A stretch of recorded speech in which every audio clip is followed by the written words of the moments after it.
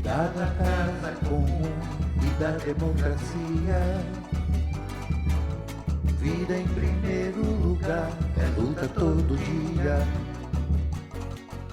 Cuidar da casa comum e da... Sou Padre Alfredo, sou dos padres escalabrinianos que trabalham com migrantes e refugiados no mundo inteiro, e hoje estou em São Paulo na Missão Paz, uma missão que acolhe migrantes também de todas as partes do mundo. Algumas ideias que podem ajudar neste ano no grito.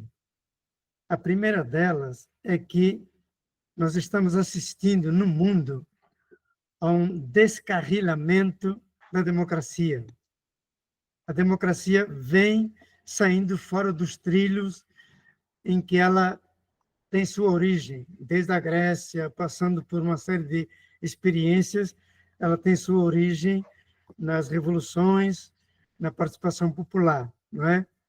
Ultimamente, a democracia vem saindo fora dos trilhos devido ao avanço do poder, da influência da extrema-direita, usando, de forma particular, a revolução informática, usando as redes que a gente chama sociais ou digitais, como a gente quiser. Por que a democracia está saindo fora dos trilhos? A democracia está sofrendo uma degeneração que já se encontra em Platão, que escreveu há 2.500 anos.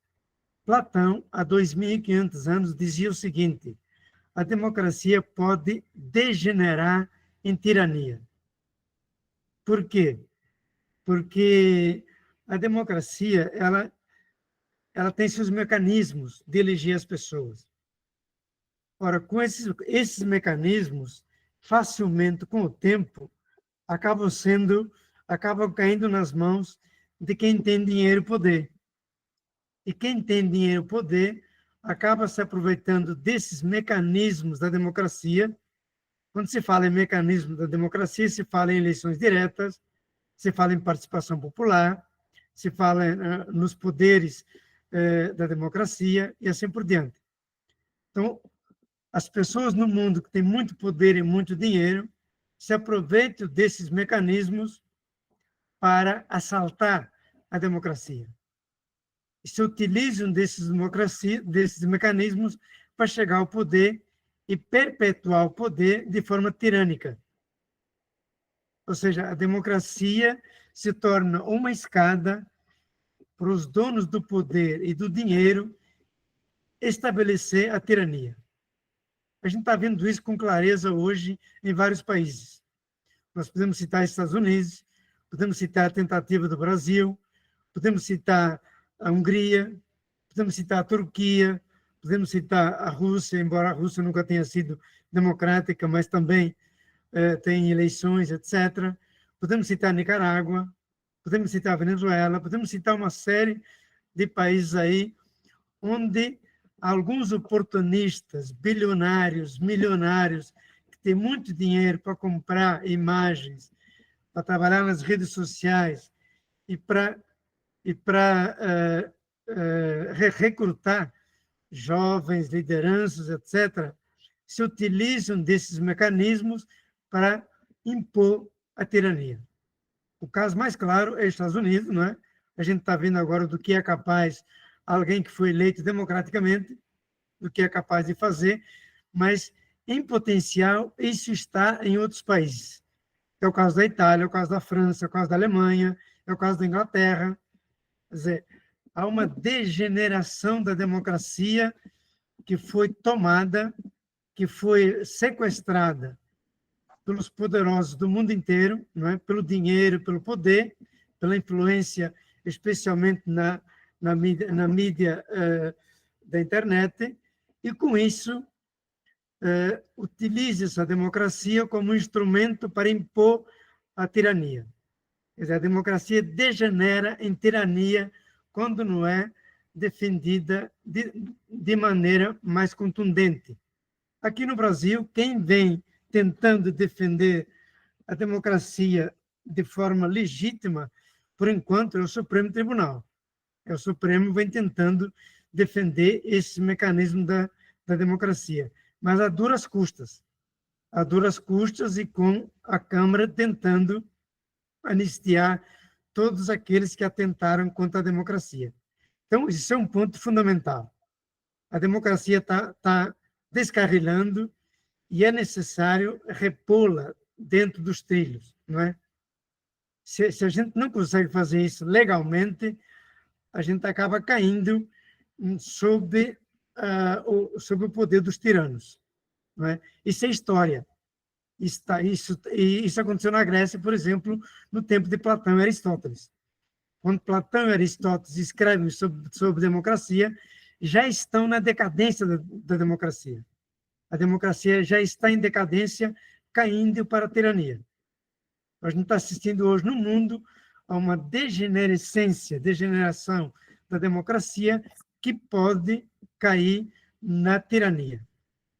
Quando se banalizam os poderes, se banalizam as leis democráticas, evidentemente alguém pode tomar sobre si o poder através do dinheiro, através da influência, através da guerra dos tarifaços, através de uma série de instrumentos tirânicos. Então, esse é o primeiro ponto que eu acho que é interessante a gente ter presente nesse grito dos excluídos, não é? E falando nisso, o Brasil, em 2006, vai ter essa experiência. A gente vai continuar com a democracia ou a gente vai cair numa tirania? Isso é uma pergunta para 2026 responder com todas as letras, não é? Então, isso está colocado também aqui no Brasil. A gente já teve essa experiência no no início do governo Lula, a gente já teve essa experiência, o perigo da democracia degenerar em tirania. Então, isso está colocado aqui e isso vai vir à tona no próximo ano com toda a força, né? E talvez o próximo ano o grito tenha que gritar justamente contra essa tirania, que é um potencial que está escondido por trás da democracia. Repito, a tirania é um potencial, é um vício escrito por trás da tirania, porque é muito fácil captar, manipular, instrumentalizar as massas. É muito fácil captar, manipular, instrumentalizar aqueles que não têm a mesma consciência, e aqueles que não têm a consciência devida são a maioria. Quando você capta a maioria, evidentemente você se torna um tirano dentro dela. Esse é o primeiro ponto que eu queria colocar. O segundo ponto que eu queria colocar, ao lado da democracia que descarrilha, nós temos o planeta que entra numa fase de irreversibilidade, não é? A recuperação do planeta, segundo os cientistas, segundo os ambientalistas, segundo quem trabalha com isso, entra numa fase de irreversibilidade. Nós vamos ter agora a COP30, a partir da COP30, do Acordo de Paris, a partir de todo esse processo da economia sustentável, a gente está assistindo, não é, a uma interrogação muito grande, não é? Os países que assinaram o Acordo de Paris estão caindo fora. Os países que prometeram usar menos carvão, menos petróleo, não o estão fazendo. Então, o que está acontecendo? O planeta continua sendo devastado. Em vez de parar de frear a devastação do planeta, ela tem aumentado. Já existem análises segundo as quais muitas regiões do planeta vão se tornar impossíveis para a manutenção da vida em geral, vida humana, vida vegetal, vida animal, etc. Algumas regiões já chegam a 50 e 60 graus, como o Corno da África, Somália, Eritreia, Etiópia, etc. O Brasil, com mais algumas décadas, dizem, pode se tornar uma região inabitável. Os rios do Brasil, quase todos se converteram em rios temporários. Até os Solimões e o Amazonas estão se convertendo em rios temporários. Rios que correm no tempo da chuva. Depois da chuva não corre mais. Então, na verdade, os recursos naturais estão sendo usados com uma velocidade vertiginosa e o ritmo da natureza que recicla a água, o ar, os mares, as florestas, etc., não dá conta de acompanhar essa velocidade que a humanidade impõe. A economia capitalista, que vem da Revolução Industrial, impôs um programa de exploração sobre os recursos naturais e sobre o trabalho humano que a natureza não consegue reciclar na mesma velocidade. Então, a cada ano, o mundo se torna mais devastado, mais quente, mais poluído, mais contaminado, não é? E não se vê ainda sinais de reversibilidade desse processo. O que se vê é os países que mais poluem avançar nessa reversibilidade. E aqui vale a pena a gente prestar atenção no grito para o seguinte: todos nós somos representantes para preservar a casa comum, mas as responsabilidades são diferenciadas. Uma coisa é nós que estamos nessa tela, fazer a nossa parte na nossa casa, com plástico, com o uso da água, etc, etc, etc. É uma gotinha de água, é uma semente que vai funcionar com os filhos, etc, etc, etc. Outra coisa são os empresários e as autoridades e os governantes do mundo inteiro. Então, as responsabilidades são completamente diferentes. A minha responsabilidade, se eu cumprir a minha responsabilidade dentro desse processo, ela vai ajudar, mas ela vai ser uma gotinha de água muito pequena. Ou as nações e as empresas entram nessa luta para a reversibilidade do planeta, ou o planeta vai afundar. Ele vai afundar junto com todos nós. E aqui tem mais um detalhe importante. É comum a gente ouvir o seguinte: estamos todos na mesma barca. A Terra é a mesma barca. Estamos todos na mesma barca. Não é verdade. Eu diria o seguinte: estamos todos na mesma tempestade, mas a barca do Elon Musk é diferente da minha. A barca dos milionários, bilionários, é diferente da barca do povo, da barca dos migrantes, da barca dos que moram à beira do rio. Os milionários têm como ir para a Groenlândia. Estados Unidos está querendo a Groenlândia. Tem como ir para o Canadá, onde tem gelo. Tem como ir para Marte, para a Lua. Quer dizer, as primeiras vítimas dessa tempestade são os pobres. São as populações vulneráveis, que moram nos morros, na beira dos rios, que moram em lugares mais sórdidos, mais vulneráveis da cidade. Então, não é verdade que estamos todos na mesma barca. Uns têm uma barquinha, que é uma casca de nós. Outros têm um iate, um jet ski, um jatinho, uma nave espacial para ir não sei para onde. Até para ir morrer no fundo do mar, pagando $25 mil. Até isso existe, não é? Quer dizer, as barcas são diferentes. A gente tem que ter clareza disso. A responsabilidade diante do planeta é diferenciada e nossas barcas, para nos defendermos dos desastres climáticos, também são extremamente diferenciadas. Então, as vítimas das primeiras décadas, dos primeiros anos, das consequências da natureza agredida, essas vítimas já estão acontecendo. No Bangladesh, na Índia, no Brasil, na Ásia, na África, essas vítimas já estão acontecendo. Na América Latina, nós já temos muitas vítimas, refugiados das mudanças climáticas. Então, a Terra grita, o grito da Terra é silencioso, é terra devastada, é rio contaminado, é mar cheio de plástico, não é?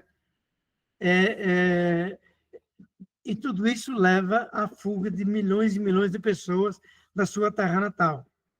Então, as primeiras vítimas desse projeto de exploração são exatamente aqueles que o Papa chama de descartáveis.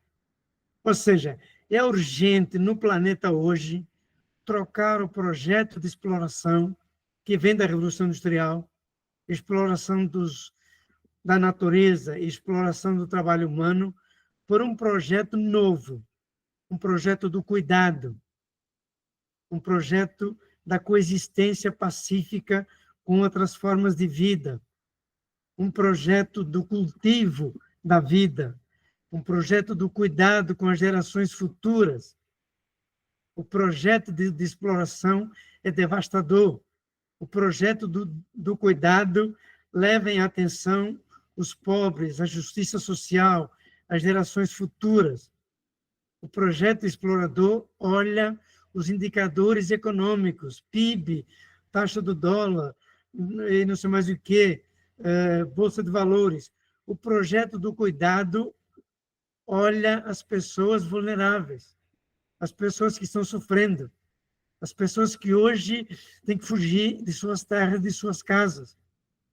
O projeto do cuidado é aquele projeto que vai substituir um projeto que começa como um projeto de exploração até a última gota de petróleo, até a última gota de sangue, de suor e de lágrima humana. Esse é o projeto que vem da Revolução Industrial e do capitalismo. E esse projeto está se esgotando. E esse projeto é autofágico.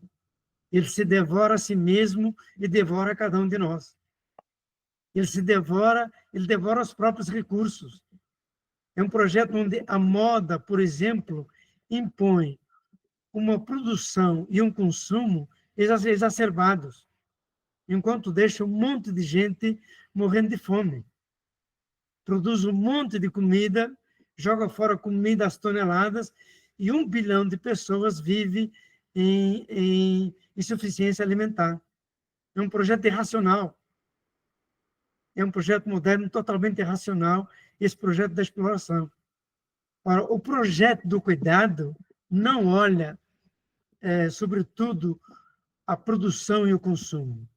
O projeto do cuidado, mais do que aumentar o PIB, distribui os bens da natureza e os bens produzidos pelo ser humano. A receita para o projeto de exploração é mais PIB, mais crescimento econômico. A receita para o projeto do cuidado é distribuição. Distribuição justa da água, distribuição justa dos grãos, dos alimentos, da terra, do teto, do trabalho. Quer dizer, é evidente que a mudança desse projeto leva décadas, ou séculos, mas a gente tem que começar. E, para começar, não basta cada um de nós fazer a sua parte. Para começar, as nações e os empresários têm que entrar com tudo nisso. Tem que sustentar seus acordos feitos em Paris e feitos em outros lugares. Então, o projeto do cuidado se torna emergente. Esse projeto está muito claro, por exemplo, na encíclica Laudato Si. Está muito claro na personalidade do Papa Francisco. Está muito claro nos alertas dos cientistas e na luta dos movimentos populares, especialmente dos ambientalistas. Esse projeto do cuidado, vou dizer mais uma vez, na minha opinião, vai acontecer com uma forte intuição feminina à frente do projeto. O elemento feminino da nossa natureza, de homens e mulheres, é o elemento do cuidado. Cuidado com a criança que nasce, cuidado com a criança que cresce, cuidado com as flores, cuidado com os animais, o cuidado com as coisas simples da vida, cuidado com aqueles que são mais frágeis, cuidado com aqueles que merecem um cuidado especial, cuidado, sendo que você citar o Evangelho, cuidado com a ovelha desgarrada. Em vez de cuidar das 99 ovelhas que estão bem, graças a Deus, vamos cuidar da ovelha desgarrada. Toda a economia hoje, a economia da exploração, é feita para as 99 ovelhas que estão muito bem, obrigado. As ovelhas desgarradas, que são a maioria, hoje estão abandonadas. Ora, o projeto do cuidado é o projeto voltado, com o olhar de pastor, voltado para as populações mais pobres e hoje vulneráveis a qualquer desastre ecológico, a qualquer desastre do aquecimento global, etc, etc, etc. Esse é o segundo ponto que eu queria colocar. Um terceiro ponto. Nesse projeto, nessa democracia fora dos trilhos, e nesse projeto de exploração, impossível justiça social e fraternidade. Impossível. É um projeto que é comandado pelo lucro. É um projeto que é comandado pela acumulação do capital. É um projeto que produz nas fábricas, com a economia, com a informática, produz não bens de uso, produz, como dizia Marx, bens de troca. É um projeto que produz dinheiro, não produz comida, não produz sapato, não produz camisa. Se camisa der dinheiro, esse projeto vai produzir camisa, mas por causa do dinheiro. Esse projeto não pergunta o que o povo está precisando, pergunta o que dá mais dinheiro. Se produzir Ferraris para uma elite muito restrita dá mais dinheiro do que produzir Fusca, esse projeto vai produzir Ferraris. Se produzir carne, produzir grãos dá dinheiro, esse projeto vai produzir grãos e carne, mas não em nome da fome, em nome do dinheiro. Então, esse projeto produz acumulação de capital e não justiça social. Então, esse projeto tem levado a um grau de desigualdade nunca visto na sociedade, onde o Brasil é um dos países mais desiguais do planeta. Ultimamente, nos últimos anos, tem crescido muito o número de milionários e bilionários pelo planeta. Trump chamou 6 bilionários para compor o governo dele. Esse é o projeto da exploração. Esse é o projeto da exploração, um projeto colonizador, um novo tipo de colonialismo que está colocado aí, e um projeto que jamais vai pensar na justiça social, na fraternidade, na solidariedade, e jamais vai pensar nas populações marginalizadas e muito menos nas gerações futuras. O projeto da exploração trabalha para o viver bem no aqui e no agora. O projeto do cuidado leva em conta o bem viver para as gerações futuras, para a terra e para a biodiversidade. Então, o grande desafio é esse: como passar de um projeto de exploração a um projeto de atenção, de cuidado, de um olhar diferente, de uma convivência com todas as formas de vida. Quem é que tem... Aqui no Brasil é muito comum a gente dizer: por que tanta terra para os índios? Eles não sabem explorar a terra. E aí tem uma verdade fundamental: eles não sabem explorar a terra, eles sabem usar a terra. Eles sabem usar e preservar a terra. Quem não sabe explorar a terra, quem sabe explorar a terra são esses donos do poder e do dinheiro do projeto de exploração. Então, nós precisamos de um projeto que saiba usar, preservar e cuidar da terra. Cuidar das plantas, cuidar dos animais, cuidar das relações, cuidar uns dos outros, cuidar de quem está doente, cuidar de quem é mais vulnerável, cuidar dos últimos, não é? E aqui vem uma coisa que para mim é fundamental no grito.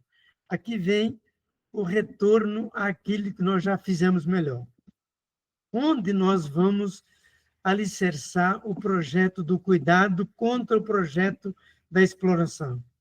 Voltando ao trabalho de formiguinha, voltando ao trabalho da base, voltando a colar os ouvidos na população, voltando às visitas familiares, voltando à casa das pessoas na hora da festa, na hora da dor, na hora da morte, na hora do riso, na hora do aniversário, nas horas mais importantes da vida, voltando aí. A Igreja Católica já fez isso.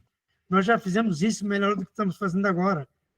Nós criamos um segundo andar para as elites das esquerdas e permanecemos nesse segundo andar. E o povo está lá no último andar, lá embaixo. está no térreo. Nós montamos no cavalo de libertação, e, e, e, e esse cavalo começou um galope desenfreado para a revolução, para a luta social, etc. Esse cavalo faz um poeirão danado, o povo vem atrás de jumento, não vê mais o cavalo, nem a liderança, porque a poeira é demais, e o povo fica perdido. Quer dizer, nós temos de voltar ao jumento, temos de voltar ao ritmo do jumento. Não é?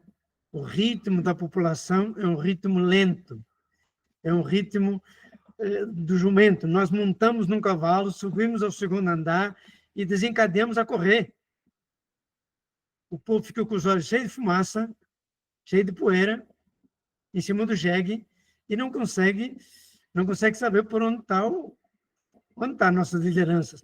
As nossas lideranças se esconderam na sacristia, se esconderam na burocracia das redes sociais, se esconderam na burocracia das esquerdas, se esconderam no Congresso Nacional, não é? Se esconderam aí, não é? Nós criamos um fosso entre as lideranças de esquerda e a população. E aqui eu ouso dizer o seguinte, e a gente pode discutir isso, eu ouso dizer o seguinte: os laboratórios de esquerda na América Latina esgotaram suas possibilidades de criar alternativas. Nós estamos falando as mesmas coisas para nós mesmos há muito tempo. Se a gente quiser alternativas, elas estão no chão. A semente vem do chão, a flor vem do chão, a espiga vem do chão. O prédio, se não tem alicerce enterrado na terra, não cresce. Nós precisamos voltar ao chão. Se a gente quiser realmente buscar alternativas. As alternativas estão nas falas populares. As alternativas estão no sofrimento popular. E, para finalizar, felizmente, nós temos hoje um farol.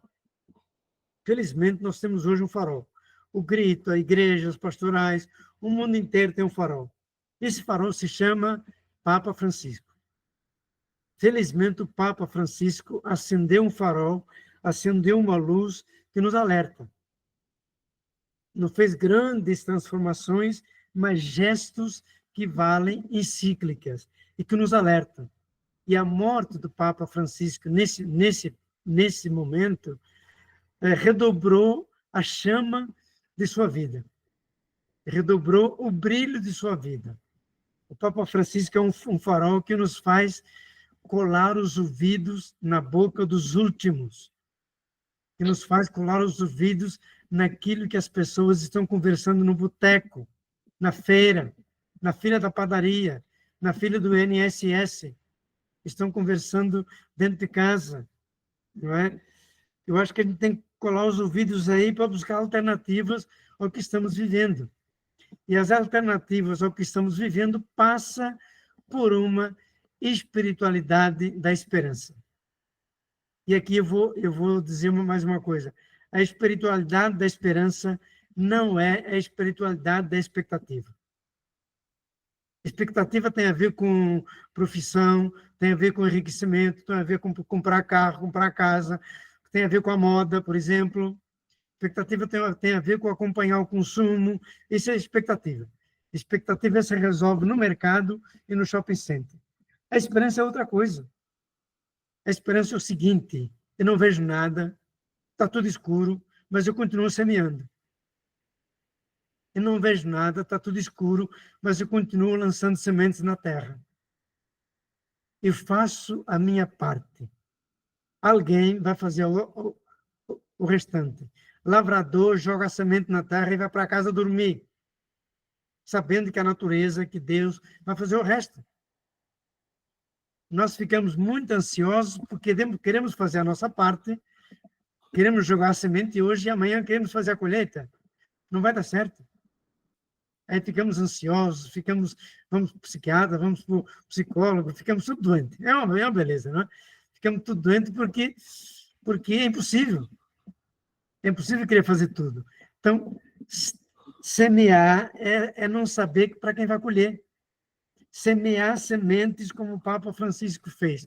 Semear esperança, semear escuta com as bases, semear visitas, semear uma presença nos porões da humanidade, semear uma presença onde estão os excluídos, semear uma presença nos cárceres, nas ruas, semear uma presença onde o povo se esconde.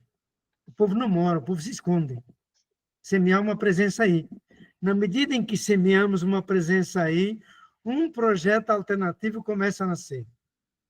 O projeto alternativo, repito, não sai das lideranças, não sai dos laboratórios de esquerda. O projeto alternativo sai do chão, sai da terra úmida e escura. Como a semente tem que entrar na terra úmida e escura para poder depois subir. Primeiro cresce para baixo, depois cresce para cima. Nós temos que aprender a crescer para baixo. Nós que, de certa forma, fugimos para o segundo andar, temos que aprender a voltar ao térreo. A crescer para baixo para poder depois crescer para cima e dar flores, folhas e frutos. E basta. Cuidar da casa comum e da democracia. Vida em primeiro lugar, é luta todo dia. Cuidar da casa comum e da democracia. Vida em primeiro lugar, é luta todo dia.